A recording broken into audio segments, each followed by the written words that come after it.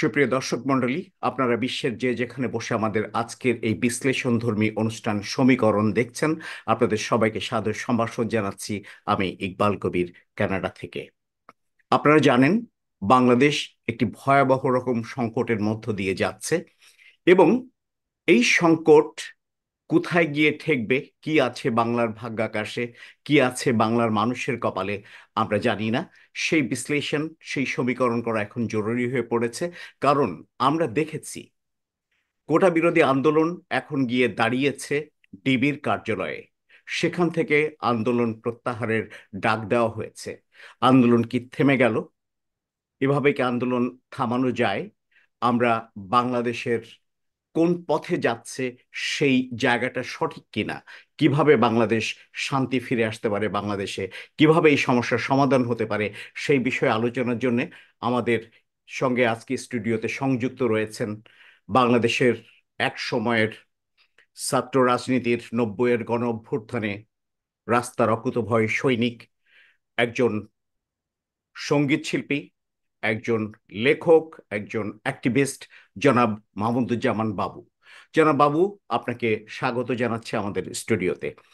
আপনি ধন্যবাদ। ইতিমধ্যে দেখেছেন যে কোটা বিরোধী আন্দোলনকারীদের দফায় দফায় উঠিয়ে নিয়ে যাওয়া হয়েছে, উঠিয়ে নিয়ে তাদেরকে ডিবির কার্যালয়ে রাখা হয়েছে। সেখান থেকে 6 জন সমন্বয়ক একটি বিবৃতি দিয়ে এই আন্দোলনটি প্রত্যাহার করেছে। এই প্রত্যাহারের পরে আমরা কতটুকু আস্থা রাখতে পারি? আমরা কি ধরে নেব আন্দোলন থেমে গেছে? এ বিষয়ে আপনার বক্তব্য কি, যদি একটু বলতেন। ধন্যবাদ। আহ, যে দর্শকরা দেখছেন তাদেরকেও সংগ্রামী অভিনন্দন জানাই। আমরা কম বেশি সবাই জানি, বাংলা ভাষাভাষী মানুষ নই শুধু, সারা পৃথিবীর মানুষই জানেন যে বাংলাদেশে ছাত্ররা একটা ন্যায়সঙ্গত কোটা সংস্কার বিরোধী আন্দোলন দীর্ঘদিন থেকে পরিচালনা করে আসছিল। 2018 সালে প্রধানত এই আন্দোলনটি দানা বাঁধে এবং তখন যে দাবি দাওয়াগুলো ছিল ইতিমধ্যেই সবাই জেনেছেন, আমি আর বিস্তারিত বিষয়ের মধ্যে যাব না। মোটা দাগে যেটি ছিল যে মুক্তিযোদ্ধাদের কোটা 30 ভাগ সরকারি চাকরি, মানে যে কোনো ধরনের সরকারি চাকরিতে নিয়োগের ক্ষেত্রে 100 ভাগের মধ্যে মুক্তিযোদ্ধাদের কোটা 30 ভাগ, এবং নারী কোটা 10 ভাগ, আদিবাসী কোটা 10 ভাগ, এবং আরো যে সমস্ত নৃগোষ্ঠী আছেন এবং স্পেশালি যারা ফিজিক্যালি চ্যালেঞ্জ, শারীরিক ভাবে যারা বাধার সম্মুখীন, তাদের ক্ষেত্রে এরকম আরো 10 ভাগ। এই সব মিলিয়ে 56% ছিল সরকারি চাকরিতে নিয়োগের ক্ষেত্রে একদিকে। আরেকদিকে যারা এই মুক্তিযোদ্ধা কোটার মধ্যে পড়েন না, আহ বিশেষভাবে চ্যালেঞ্জ, বিশেষভাবে অদক্ষ যেই প্রার্থীরা তাদের মধ্যে পড়েন না, নারী কোটায় পড়েন না, তাদের মধ্যে মাত্র 44% সরকারি চাকরির ক্ষেত্রে নিয়োগের ক্ষেত্রে বরাদ্দ আছে।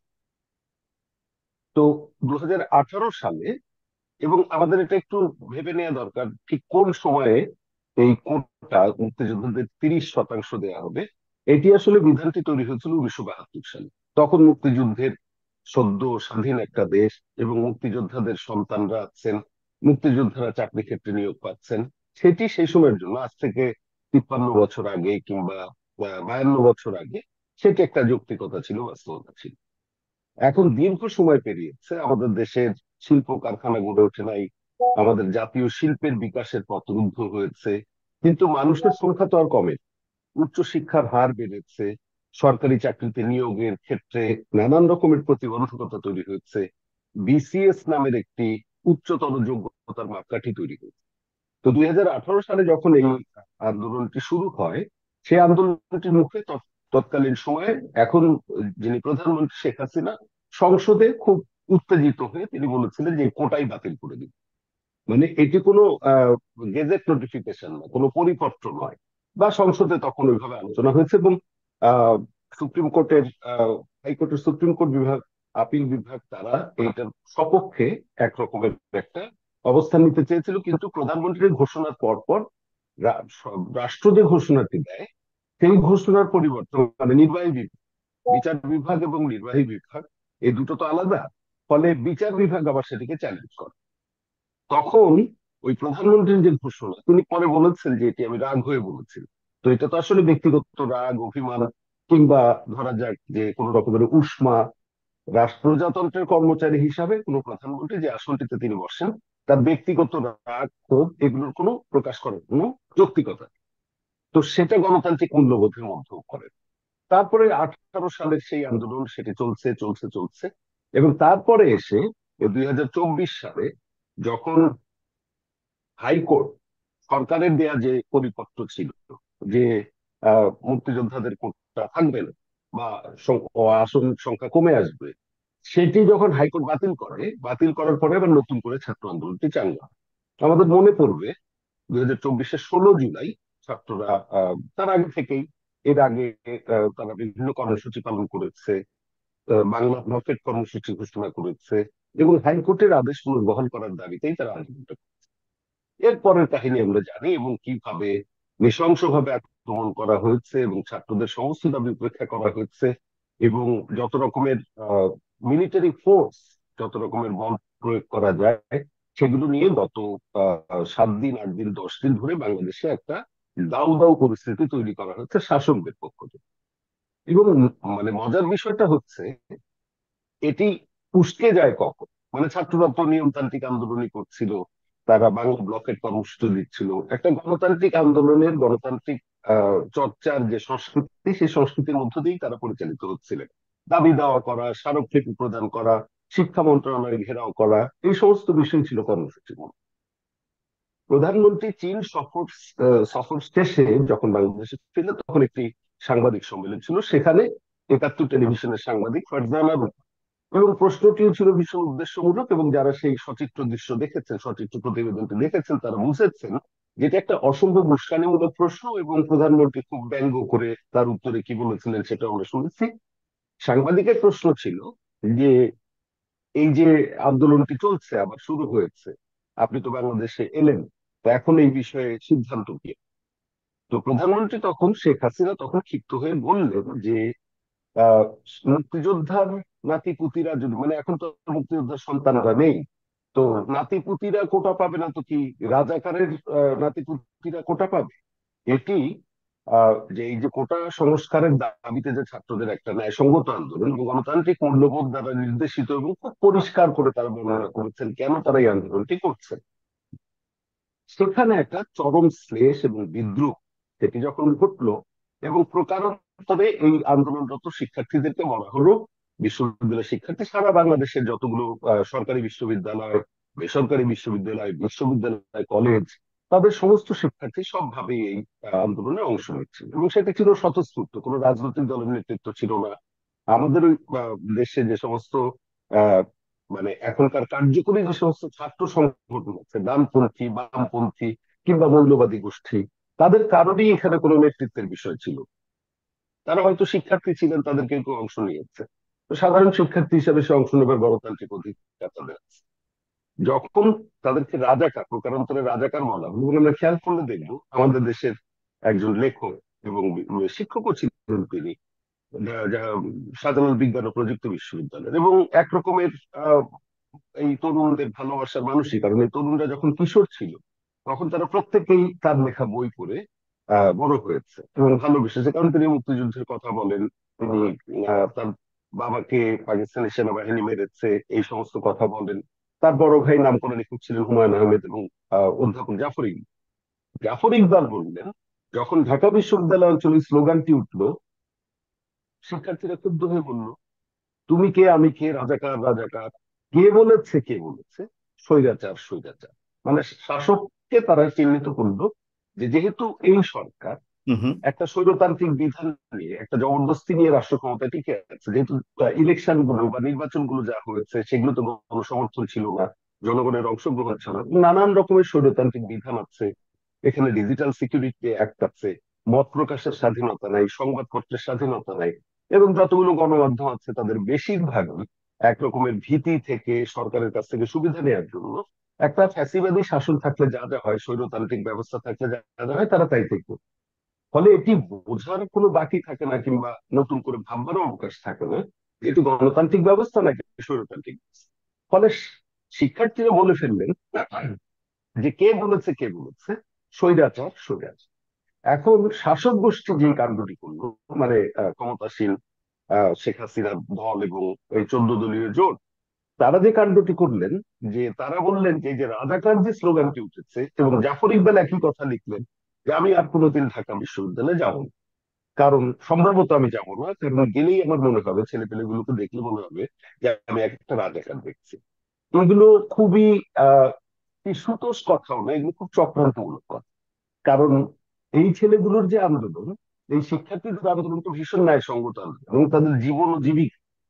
পরবর্তীতে আমরা যখন দেখি আবু সাইদ নামের যে ছেলেটি প্রথম শহীদ হলেন, রংপুর বেগম রোকেয়া বিশ্ববিদ্যালয়ের শিক্ষার্থী, তার পারিবারিক অবস্থা, তার নিজে টিউশনি করে সংসার চালাচ্ছে, নিজে টিউশনি করে তার খরচ চালাচ্ছে, কারমাইকেল বিশ্ববিদ্যালয়ে সে পড়ে, রংপুর রোকেয়া বিশ্ববিদ্যালয়ে সে পড়ছে। এর প্রত্যেকেই মধ্যবিত্ত অথবা নিম্ন মধ্যবিত্ত পরিবারের।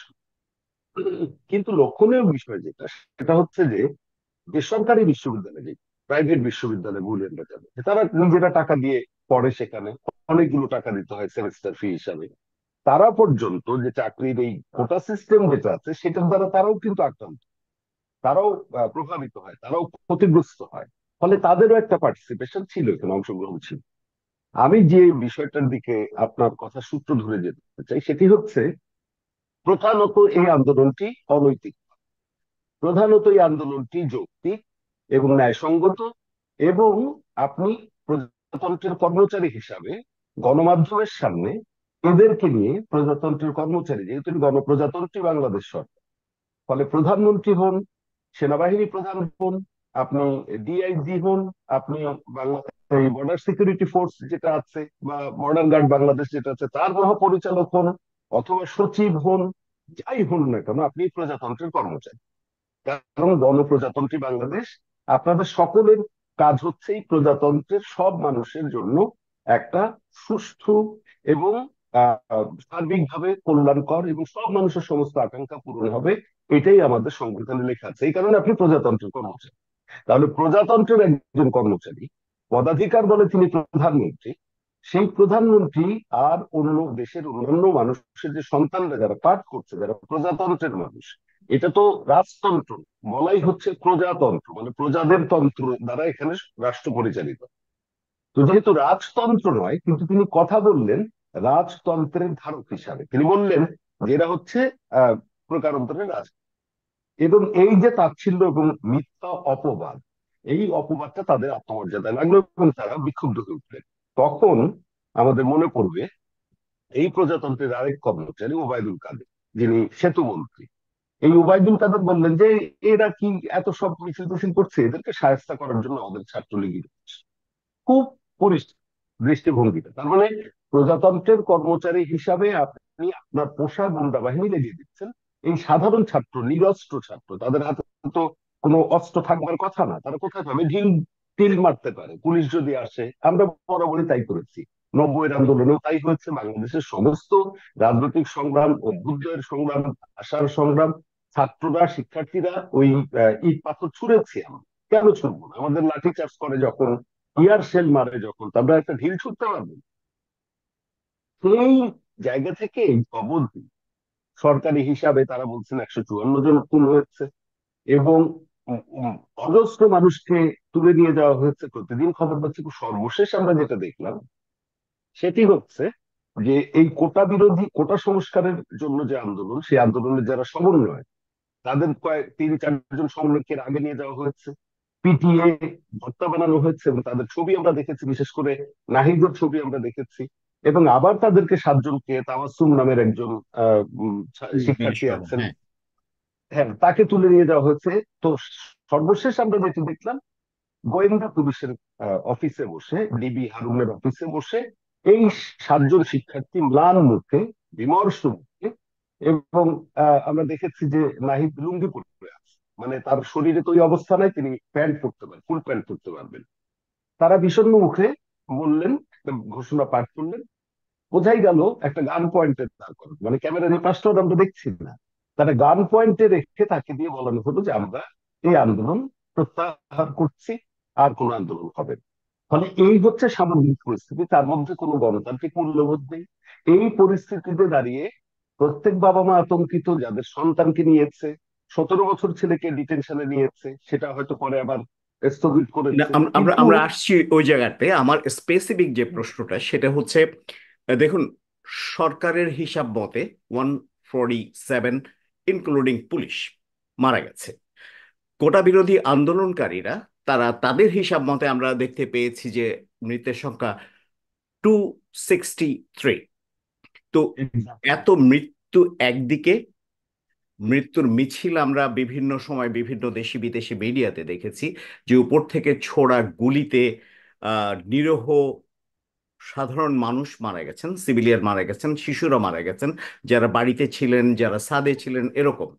এটা একটা দিক। সো এত ব্যাপক একটি রক্তক্ষরণের মধ্যে দিয়ে যে আন্দোলনটি এসেছে, সেই আন্দোলন ডিবির কার্যালয় থেকে ঘোষণা দেওয়া হলো। এট দ্য সেম টাইম তারা বলছে যে আদালত যে রায় দিয়েছে, আমরা তার মতো তার প্রতি সংহতি প্রকাশ করছি এবং আমরা এটাকে গ্রহণ করছি। এই সূত্রটা দিয়ে তারা আন্দোলনটাকে প্রত্যাহার করেছে। এই জায়গাটাকে আমাদের ক্লিয়ার প্রশ্ন যে আন্দোলনটা থেমে গেল কি না, যদি না যেয়ে থেকে না, কেন, আর যদি থেমে যায় আমি তাহলে স্বস্তির প্রশ্ন। আমি আমাদের যে দর্শকরা দেখছেন এবং আমার নিজেকেও আমি স্মরণ করিয়ে দিতে চাই, 4-5 দিন আগে দৈনিক পত্রিকায় আমরা বিবৃতি দেখেছি, নাহিদ সহ আরো 3জন সমন্বয়কের, তারা বলেছেন যে আন্দোলন যদি থামাতেও হয়, আমরা আন্দোলনটা শুরু করেছিলাম ঢাকা বিশ্ববিদ্যালয় চত্বরের কেন্দ্রীয় গ্রন্থাগারের সামনে থেকে, লাইব্রেরির সামনে। তাহলে আমরা আন্দোলনটা শেষ করব ওই লাইব্রেরির সামনে শিক্ষার্থীদের জমায়েত করে। সুতরাং আমাদের শিক্ষা প্রতিষ্ঠানগুলো খুলে দিই, কারণ শিক্ষা প্রতিষ্ঠান বন্ধ রেখে যে শিক্ষার্থীরা এই আন্দোলনে অংশ নিয়েছে, তাদের সম্মতি ছাড়া কিংবা অনাপত্তি ছাড়া আমরা কেউ নই যে এই আন্দোলনের সমাপ্তি অথবা চলমান অবস্থা ঘোষণা করব। তাহলে প্রধানত শিক্ষা প্রতিষ্ঠানগুলো খুলে দিন, যে সমস্ত শিক্ষা প্রতিষ্ঠান বন্ধ করা হয়েছে। এখন শিক্ষা প্রতিষ্ঠান বন্ধ করলো তারা কখন? তারা বন্ধ করলো তখন যখন হলে হলে এই ছাত্রলীগ নামের সরকারি ছাত্র সংগঠনে, সরকারি দলে, তারা যখন আক্রান্ত হচ্ছে, তাদের রুম ভাঙচুর করা হচ্ছে। তো দীর্ঘদিন তাদের একটা দুর্বৃত্ত পন্থা আছে, সবাই জানে। কারণ 15 বছর ধরে যদি একটা শাসনের কাঠামো চলতে থাকে জবাবদিহিতায়, কোন রকমের জবাবদিহিতা, এবং তার সাথে সরকারি মদত থাকে, আইন শৃঙ্খলা রক্ষাকারী বাহিনীর মদত থাকে, সেগুলো থাকলে এই এই এই জিনিসটা যে জমে ওঠা ক্রোধ এবং ক্ষোভ। আর ছাত্রলীগের মিছিল থেকে আমরা দেখেছি, ভিডিও ফুটেজ গুলো আমরা দেখেছি, যখন ছাত্রদের সাথে মুখোমুখি তারা হয়েছে, তারা গুলি ছুড়েছে, এবং তাদের কারোরই বয়স ছাত্রদের বয়স নয়। এবং যারা এসেছে মাথায় হেলমেট পরে এবং আগে থেকে প্রস্তুতি নিয়ে এসেছে যে আমরা গুলি করতে যাব, আমাদের মাথায় যেন কোনো আঘাত না থাকে। তো এই অস্ত্রটা তারা পেলেন কোথায়? ওটা তো পুলিশ ছিল। তাহলে এটা সমস্ত দিক থেকে যখন জনরোষের মধ্যে পড়ছে, সাধারণ ছাত্রদের রোষের মধ্যে পড়ছে, তখন বিশ্ববিদ্যালয় বন্ধের ঘোষণা করে। যখন বিশ্ববিদ্যালয়ের সরকার অনুগত উপাচার্য মহোদয়রা রোষের মুখে পড়ছেন, তখন বিশ্ববিদ্যালয় বন্ধ করে দেওয়া হয়। যখন রেজিস্ট্রাররা তোপের মুখে পড়ছেন, তখন বিশ্ববিদ্যালয় বন্ধ করে দেওয়া হয়। তাহলে ওই যে 4-5 দিন আগের যে বিবৃতি ছিল, সেই বিবৃতিটা তারা বলছিল শিক্ষা প্রতিষ্ঠান খুলে দিন। তাহলে শিক্ষা প্রতিষ্ঠান না খুলে কারফিউ জারি করে সমস্ত ইন্টারনেট বন্ধ করে দিয়ে যা যা ঘটেছে, কি কি ঘটেছে, এই ঘটনাগুলো সম্পর্কে আন্তর্জাতিক সংবাদ মাধ্যম ছাড়া আমরা তো আর কোনো তথ্য পাচ্ছি না, যারা দেশের বাইরে আছে কিংবা দেশের বাইরে থেকে যারা সংবাদ সংগ্রহের ব্যাপারে আগ্রহী বা সঠিক অবস্থা জানতে আগ্রহী। সুতরাং আমার বিবেচনা হচ্ছে এই আন্দোলন শেষ হবার নয়। শেষ হবার নয় কোন অর্থে? কারণ কোটা সংস্কার বিরোধী আন্দোলন এখন রাষ্ট্রের ফ্যাসিবাদী চরিত্র দেখে রাষ্ট্র সংস্কার বিরোধী আন্দোলনে এসে দাঁড়িয়েছে। হুম, হুম। তাহলে রাষ্ট্র সংস্কার আন্দোলন যেটি কোটা সংস্কার বিরোধী, কোটা সংস্কারের আন্দোলন, সেটি এখন রাষ্ট্র সংস্কারের আন্দোলনে রূপান্তরিত হয়েছে। এই যে ট্রান্সফরমেশনটা ঘটলো, সেটি ঘটলো কেন? কারণ ঘটার পেছনে অসংখ্য রাষ্ট্রীয় অনাচার আছে, রাষ্ট্রীয় অনাচার লুটপাট আছে। এক একটা পদক্ষেপ, মানে আপনার কি বলে, চাকরির মেয়াদ শেষ হওয়ার পর যে সমস্ত সরকারি কর্মকর্তা, সেটা পুলিশের সরকারি কর্মকর্তা হোক, উচ্চপদস্থ কর্মকর্তা হোক, ব্যবসায়ী হোক, টাকা পাচার করা থেকে শুরু করে, ওই যে পুলিশের আইনজীবী ছিলেন এক সময়, তাকে বলা হচ্ছে যে তার হাতে কি আলাদিনের চেরাগ ছিল নাকি বেনজির। তাহলে এই যে অসম্ভব মানে বৈষম্যটা দেখছে, লুটপাটের কাহিনীটা দেখছে, তো সবাই বুঝতে পারছে এই রাষ্ট্র যে ব্যবস্থার মধ্য দিয়ে চলছে, এই ব্যবস্থাটি চলবে না। এখন সেটি আপনি মুক্তিযুদ্ধের পক্ষে সরকার দিয়ে যদি এই তামসা দেখান, তাহলে এই তামসা তো এটা মানুষ দিচ্ছেন। মুক্তিযুদ্ধের পক্ষে সরকার তো মানে এই না যে আপনি 1000 টাকা কেজি কাঁচামরিচ খেতে হবে। মুক্তিযুদ্ধের পক্ষের সরকার মানে তো এই না যে আমি একটা মাছ কিনতে না পেরে কাটাকুটি কিনবো। একটা মধ্যবিত্ত পরিবারের মানুষ, তিনি গিয়ে মাছ না পেয়ে বাজার থেকে কাটাকুটি যেগুলো থাকে, এগুলো আমরা কোনো দেখিও নি বাংলাদেশে যে মাছের কাটাকুটি আলাদা করে বিক্রি হয়, মাথার কানকো আলাদা করে বিক্রি হয়। তো সেই অবস্থাটা ছোট ছোট ঘটনা। কৃষকরা বহুদিন থেকে ধান খেতে আগুন লাগিয়ে দেয়, আলুর ন্যায্য দাম পেয়ে হাটে রাস্তায় ফেলে দিয়ে চলে যায় যে ন্যায্য দাম নাই। তাহলে এগুলো কিন্তু প্রতিদিন ঘটছে। এখন যদি সবাই মিলে একই পরিস্থিতি হতো, তাহলে মানুষের কোনো আপত্তি ছিল না। তাহলে এক শ্রেণীর মানুষ যারা এই সরকারের পক্ষে লোক, সরকারের কাছ থেকে সুবিধা পাচ্ছেন, বিনিময়ে আবার সরকারকে সুবিধা দিচ্ছেন যে ঠিক আছে আমরা আপনার টিকে থাকার ব্যবস্থাটি করি, আপনি আমাদেরকে এই ব্যবসার সুবিধাটা দেন। তাহলে একদল ব্যবসায়ী মানুষ যারা ব্যবসার মূলধন বিনিয়োগ করে মুনাফা করবার জন্য রাষ্ট্র যন্ত্রটাকে ব্যবহার করছেন, সেই রাষ্ট্রের সংস্কার তো করতে হবে।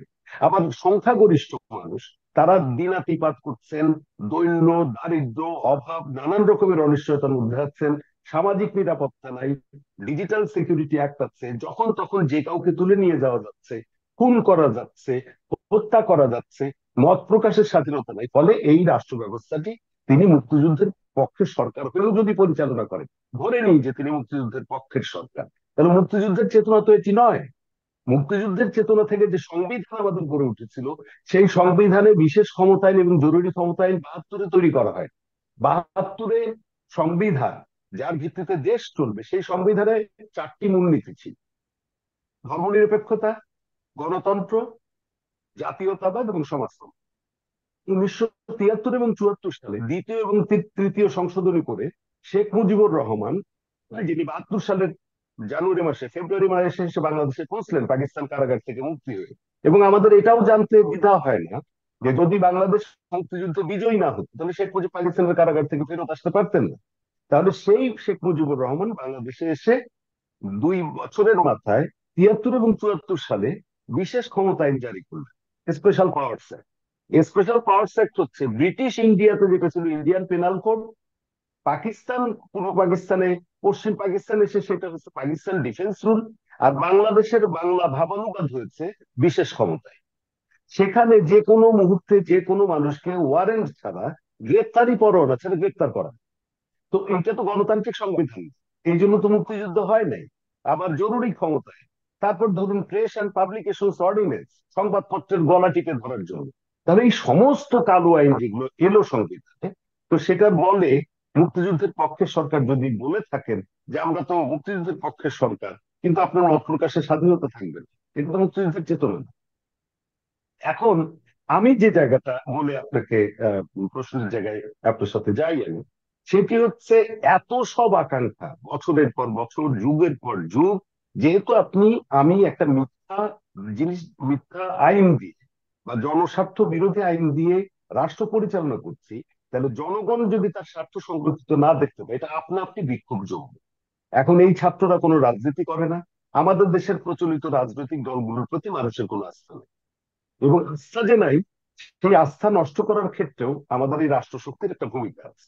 তাদের নানাভাবে আপনার কালিমালিপ্ত করা, নানান রকমের কাল্পনিক তথ্য প্রচার করা, নানান রকম ভাবে তাদেরকে নির্যাতন করা, বা ধরুন তাদেরকে কথা বলতে না দেয়া, যত রকম ভাবে বিরোধী পক্ষকে নির্মূল করা যায় সে ব্যবস্থাটি তারা করেছে।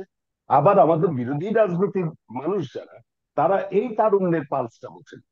কারণ এই তারুণ্যটাকে আমাদের একটু দেখতে হবে, ফ্রেশ ব্লাড।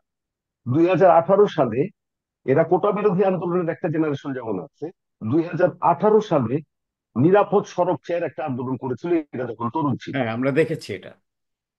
তাহলে নিরাপদ সড়ক চেয়ার আন্দোলনের সময় আমরা খেয়াল করে দেবো কোনো রাজনৈতিক দল নেতৃত্ব ছিল না, কিন্তু ওরা 5 দিনের জন্য বড় বড় শহরগুলো ঠিক করে ফেলেছে। সবাই ট্রাফিক মানছে, সবাই, যেহেতু ছাত্র মারা গেছে, তাদের শিক্ষার্থী মারা গেছে, তারা ঠিক করে ফেলেছে। আর্মির গাড়ির লাইসেন্স চেক করছে, পুলিশের গাড়ির লাইসেন্স চেক করছে, যখন লাইসেন্স পাচ্ছে না ফেরত দিচ্ছে, লাইসেন্স ছাড়া গাড়ি নিয়ে বেরিয়েছেন কেন। এই যে তাদের শৃঙ্খলা, এরা যেটা ওই যে ভয়হীন একটা প্রজন্ম। তাহলে এই জেনারেশনটাই, এই প্রজন্মটাই এখন বিশ্ববিদ্যালয়ে পড়ে, বুয়েটে পড়ে, মেডিকেলে পড়ে, নানান রকমের এই উচ্চশিক্ষার পর্যায়ে পড়ে, তাহলে এই জেনারেশনটাকে ভয় দেখিয়ে লাভ। এখন সে কারণেই, যেহেতু মানে ভিত ভয়হীন এবং নির্ভয়, সে কারণেই আপনার এতগুলো গুলি করেও থামানো গেল। এত গুলি, এত অবিরাম গুলি। আমার ব্যক্তিগত অভিজ্ঞতা আমি বলি, বাংলাদেশ, স্বাধীন বাংলাদেশ শুধু নয়, পূর্ব পাকিস্তান এবং পশ্চিম পাকিস্তানও যখন ছিল, মাত্র 7 দিনে এরকম পাইকারি হারে পাখির মতো গুলি করে এবং বাসার মধ্যে ঢুকে গুলি করে একটা নির্মাণাধীন ভবনে, কতগুলো ফুটেজ আমরা দেখছি, নির্মাণাধীন ভবনে একটা বাঁশের লাঠি ধরে ঝুলে আছে, এক এক দফায় একজন গুলি করে গেল, আবার আরেকজন এসে গুলি। সেনাবাহিনী রাস্তার মধ্যে শুয়ে যুদ্ধরত সেনাবাহিনীর মতো পজিশন নিয়ে স্ট্যান্ডের উপর মেশিন গান রেখে, এসএলআর রেখে গুলি করছে, টার্গেট ফায়ার। এবং এই সমস্ত কিছু বাংলাদেশে ইতিপূর্বে আমরা কোনো গণতান্ত্রিক আন্দোলন পরিলক্ষিত হয়নি। আমি এই কারণেই আপনাকে বলছি যে এই আন্দোলন যে জায়গায় বেরিয়ে এসেছে, ঘরছে, কারণ একটা তো থাকে ঘরের ভেতর, ক্যাম্পাসের ভেতরে। আপনি ক্যাম্পাস বন্ধ করেছেন, রাষ্ট্র যেটা অগণতান্ত্রিক, তাহলে ক্যাম্পাস বন্ধ করে দিয়ে যেখানে তাদেরকে এনেছেন, তাদের দাবি বাস্তবায়ন না করে এরা ফিরবেন। এবং তার সাক্ষ্য দিই আমি, আজকে সোমবার যখন আমরা কথা বলছি, আর কিছুক্ষণ পরে বাংলাদেশ সময় ধরুন 11টার সময়, এখন বাংলাদেশে 9:30 বাজে, তাহলে 11টার সময় উত্তরায় যতগুলো বেসরকারি বিশ্ববিদ্যালয়, তাদের সমস্ত শিক্ষার্থীদের সমাবেশের একটা ঘোষণা। আচ্ছা, এর বাইরে এই যে 5 জন বা 7 জন যে বিবৃতিটা দিয়েছে ডিবি অফিসে বসে, তাদের বিবৃতি প্রত্যাখ্যান করে সমস্ত বিশ্ববিদ্যালয়ের সাধারণ শিক্ষার্থীদের মানে প্যাডে বিশ্ববিদ্যালয়ের লোগো আছে, সেই প্যাডে সাধারণ শিক্ষার্থীরা অন্তত 6টা বিশ্ববিদ্যালয়, এর মধ্যে রুয়েট আছে, রাজশাহী ইঞ্জিনিয়ারিং ইউনিভার্সিটি আছে, রাজশাহী বিশ্ববিদ্যালয় আছে, ঢাকা বিশ্ববিদ্যালয়ের 3টি ডিপার্টমেন্ট আছে, আইআর, ল এবং জার্নালিজম ডিপার্টমেন্ট, এরকম জাহাঙ্গীরনগর বিশ্ববিদ্যালয়, এরকম সমস্ত বিশ্ববিদ্যালয়ের শিক্ষার্থীরা তারা বলছে এই ঘোষণা আমরা প্রত্যাখ্যান। রক্ত দেয়া হয়ে যাচ্ছে আমাদের, ডিবি অফিস থেকে কোনো ঘোষণা আমরা পাইনি। আমাদের এই সমন্বয়কটা যদি সে পাবলিকলি আমাদের সামনে ঘোষণা দেন, সেইটা নিয়ে আমরা বিবেচনা করতে পারবো। ডিবি অফিসে বসে একটা ক্যামেরার সামনে বসে তারা বিবৃতি দেবেন, এই বিবৃতি আমরা প্রত্যাখ্যান করছি, আন্দোলন চলবে। আচ্ছা, আমি আরেকটা জায়গায় যাচ্ছি, আমাদের শেষ করতে হবে, সময়ের কিছুটা স্বল্পতা আছে। আমার দুটি প্রশ্ন। একটি প্রশ্ন হচ্ছে, তাহলে বাংলাদেশ কোন দিকে যাচ্ছে? আন্দোলন যদি এভাবে থামানো না যায়, এরকম নির্যাতন, নিপীড়ন এবং গণহত্যার মতো একটা ব্যাপার, ব্যাপক একটি হত্যাকাণ্ড সংঘটিত হয়েছে, আমরা বিভিন্ন পত্রপত্রিকায় দেখেছি। 14টি দেশ থেকে বাংলাদেশের পররাষ্ট্র মন্ত্রণালয়ে বিবৃতি দেওয়া হয়েছে, সুষ্ঠু তদন্ত চাওয়া হয়েছে।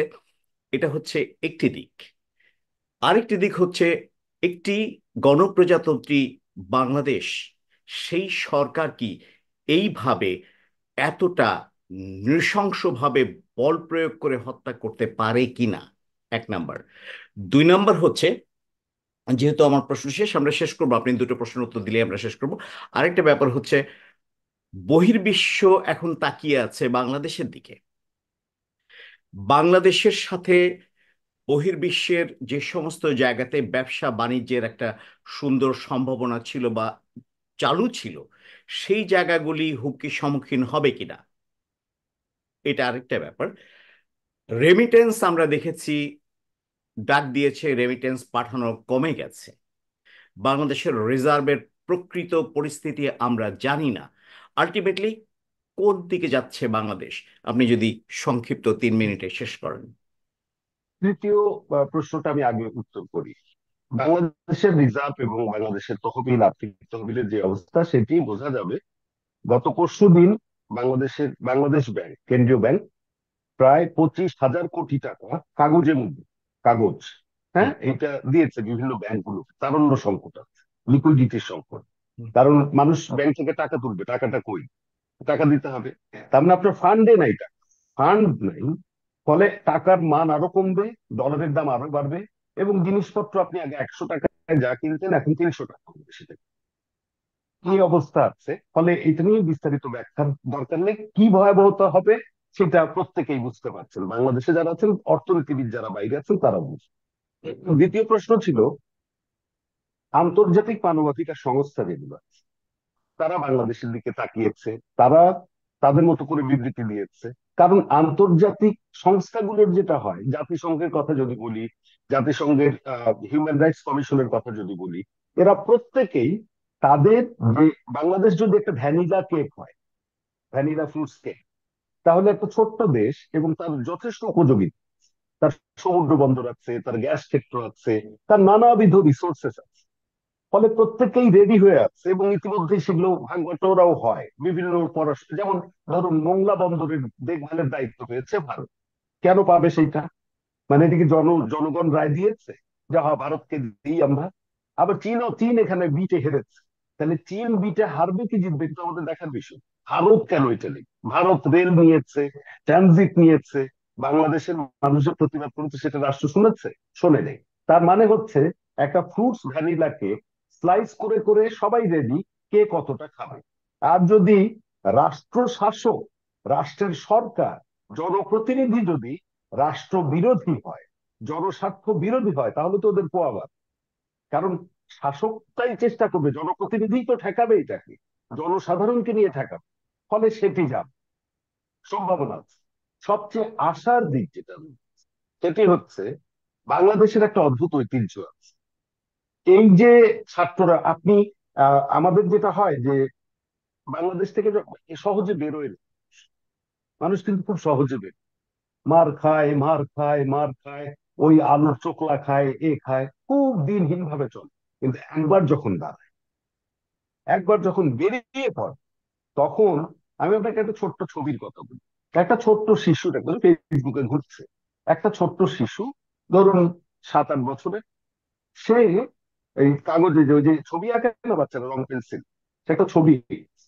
ছবিটার বিষয় হচ্ছে একটা পুলিশের গাড়ি, ওর মতো করে এঁকেছে। সেটার সামনে কয়েকটা পুলিশ এরকম বন্দুক তাক করে আছে। আর ওই যে আবু সাইদকে যে আমরা দেখেছিলাম মুখ চিতিয়ে দাঁড়ানো, হুম হুম। সামনে এরকম কয়েকজন মুখ চিতিয়ে দাঁড়ানো, তাদের গায়ে বুকের এই জায়গাটা লাল লাল। এটা বাচ্চার আঁকা ছবি। বাচ্চারা প্রধানত পাখির ছবি আঁকে, বাচ্চারা প্রধানত গাছের ছবি আঁকে, নৌকার ছবি আঁকে, উড়োজাহাজের ছবি আঁকে। কোন শিশুর আঁকায়, তার মানে এটা দিয়ে আমি বলতে চাইছি যে পালসটা হচ্ছে এই। বাড়িতে আলোচনা হচ্ছে, বাচ্চা শুনেছে, সেখান থেকে টেলিভিশন তো বন্ধ, মানে টেলিভিশন তো আর একটু দেখছেন, তাহলে শুনছে, সেইটা তার মধ্যে প্রভাব পড়ছে।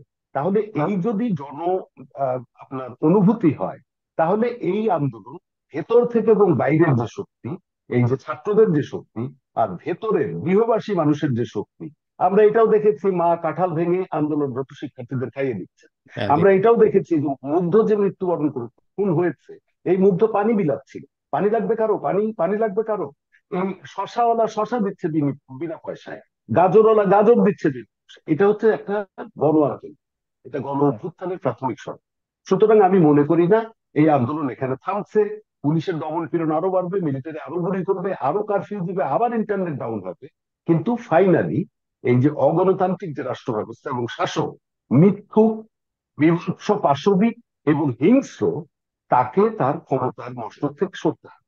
এবং এটি আমি আগাম বলে রাখি, কারণ আমার ইন্দ্রিয় আমাকে বলছে, আমার অনুভূতি আমাকে বলছে, খুব নির্মম বিচারের মুখোমুখি দাঁড়াতে হবে এদের সবাইকে, যারা জনস্বার্থের বিপক্ষে দাঁড়িয়ে আমার ট্যাক্সের পয়সায়, আমার খাজনা ট্যাক্সের পয়সায় কেনা গুলি আমার বুকে ছুটছেন, আমার ভাইয়ের বুকে ছুটছেন, আমার সন্তানের বুকে ছুটছেন।